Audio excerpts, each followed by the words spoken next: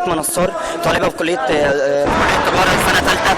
ونقول ان الانقلاب ما زال يستمر في مسامته ويستمر في عوده في حبس البنات، واحنا جايين بنعترض على فاطمه نصار مهما اختلفت. اتفقنا معاهم سياسيا واختلفنا فيها في النهارده.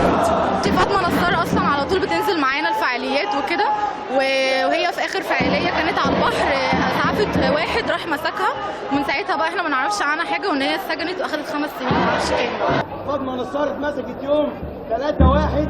فاطمه نصار بقى لها اكتر من 4 شهور، واداره الكليه وعميد الكليه مش قادر يدافع عن الطلبه، بس قادر يفصل الطلبه. هو ده الاداره بتاعتنا بتعرف تعمل كده. بس فاطمه نصار كل يوم الساعه 2 بالليل في نيامه اسم باب شرق، واحد كده برتبه الله يعني ربنا يلعنه اسمه احمد طلبه بيجدد لها كل يوم الساعه 2 بالليل، ومش بيخلوا ليها زياره عشان اهلها ما يعرفوش عنها حاجه.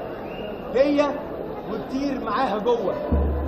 فاطمه نصار كانت ممسوكه وهي معاها شاش وقطن، وكانت بتضمن جراح الناس المصابين في المظاهره. فاطمه نصار ما حضرتش امتحانات الترم الاول. فاحنا عايزين نوصل بس لاداره الكليه وعميد الكليه اللي هو قادر يفصل طلبه ويحول طلبه للشؤون القانونيه.